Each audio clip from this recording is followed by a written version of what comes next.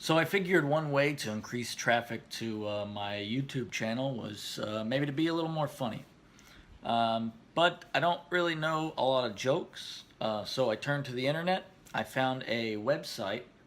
There's a lot of them, but I found one. I picked one that lists some jokes. And so I figured I would read them. I haven't gone through them myself, so we'll just pick some at random. I'll try to go over them. And they should be pretty funny, hopefully. We'll see how it goes.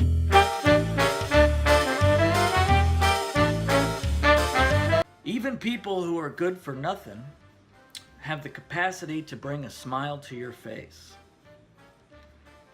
For instance, when you push them down the stairs. A chubbier woman says, "Mirror, mirror on the wall, who's the fairest of them all?"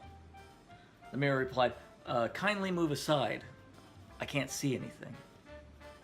A lady tells the nurse at a maternity hospital, "I want to call my little baby Ellie." Nurse replies, "I'm sorry, but the name is already taken.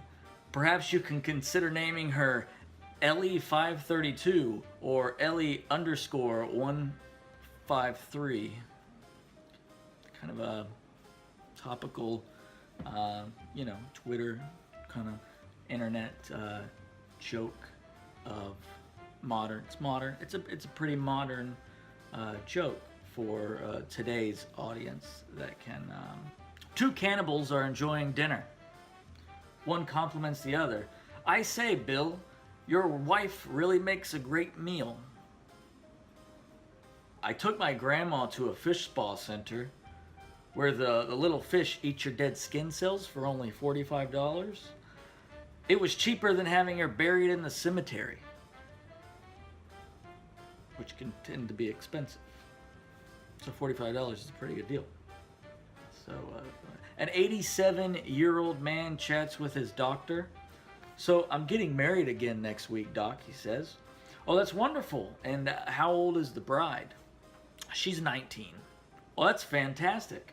But I have to warn you, too much action in bed can be deadly."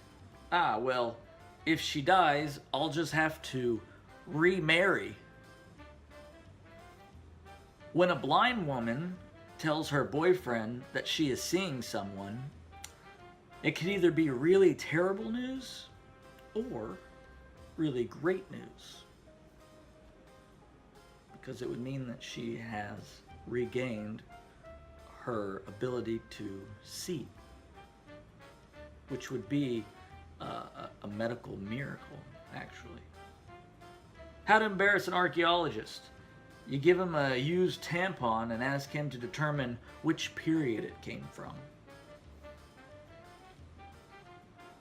It's probably a very bloody period in time. Today I found my first gray pubic hair. I got really excited, but not as much as the other people in the lift. A man goes to a $10 hooker and contracts crabs. When he goes back to complain, the hooker laughs and says, "What do you expect for $10? Lobster?" A man walks into a whorehouse looking for a little action, and he goes up to the house owner and asks, "Hey, can I get a piece from one of your fine ladies you've got here?" "Sorry, sir," the owner responds, "but we're all full." "Aw, please, I really need some poontang." And the owner answers, "Well, there is one girl left, but when you go meet her, you have to wear this black condom." "Whatever," the man answers quickly and races upstairs. A few hours later, the man comes down and says, "Wow, that was great. She didn't even make any noise. But why did you have to wear the black condom?" And the owner answers, "Respect for the dead." So I don't want to give all the jokes away on the internet that I found just by searching Google. I want to save some in case, maybe I'll decide someday to do a jokes part 2 video. It's probably not going to happen. But Anyway, let's wrap it up. I got one more joke to tell. I did skim this one first so that it would be a little easier to read. It is a bit of a longer joke, but it is, I think everybody's going to like it, and I think it's a good way to wrap up this video. So let's jump right into it. So, a very rich man gave birth to a son. On the son's 16th birthday, the man asked him what he wanted, and he said, "You can have anything that your heart desires." The son asked for one thing, a pink ping pong ball. His father was curious, but he didn't question it. He complied. After they had cake and ice cream and the son opened his presents, he went up to his room with the pink ping pong ball, but the ball was never seen again.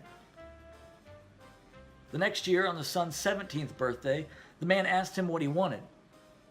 And he said that since you're about to start college early, you can have anything you want, anything at all. The son only asked for one thing, a crate full of pink ping pong balls. His father was confused, but nevertheless he said, "All right, I'll get that for you." And he got him the crate. After they had cake and ice cream and the son opened his present, he went up to his room with the crate of pink ping pong balls.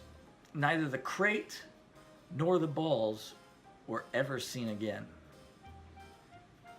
The next year, on the son's 18th birthday, the man asked him what he wanted. And he said that since 18 is a big milestone, he could have anything he wanted, anything at all. This is a huge birthday. Anything your heart desires, just name it. And the son said, "I just want a truck full of pink ping pong balls." Now the father couldn't hold it any longer. He said, "All right, I gotta know, what do you want with all these pink ping pong balls?" The son only said, "Trust me a little longer. I promise." So the father valued his son's privacy, and he didn't pry any further. He bought his son the truck full of ping pong balls, and after the son's extravagant 18th birthday party, he went out to the truck alone. The next morning, the pink ping pong balls were nowhere to be found.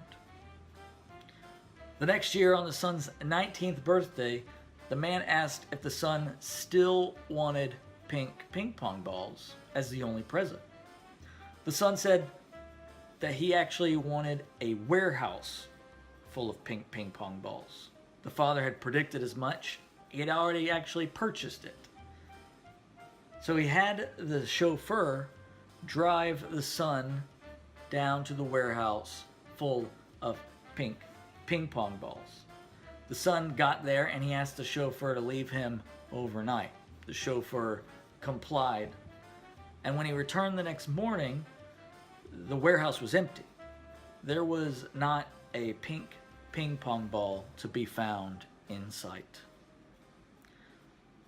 The next year, unfortunately, just before the son's 20th birthday, he was involved in just a horrific car accident. The car was completely destroyed, and he was alive, but just barely. He was in the hospital fighting for his life, and his father came to him at his bedside and said, "Son, it is your birthday. What can I get you? What is it that I can do? Is there anything I can do that can help ease your pain?" And the son only asked for one thing. One single pink ping pong ball. And the father said, of course I will do that for you, but I only do it if you tell me. You have to tell me, please. What do you do with all these pink ping pong balls? What is it for? And the son said, I will explain, but you have to bring me that one pink ping pong ball. So the father said, okay. So he got up and he left, and he came back. And about that time, the son was just finishing up his lunch. And the father leans down next to him and said, here, Here's the pink ping pong ball, son. Now please, tell me, what do you do with them? And the son, from the car crash, his voice, it's hard for him to talk. He stutters, and it's painful, but he musters up the strength, and he sits up in his chair, and he looks his father in the eyes, and he says, Dad, I wanted all those pink ping pong balls because the son died mid-sentence.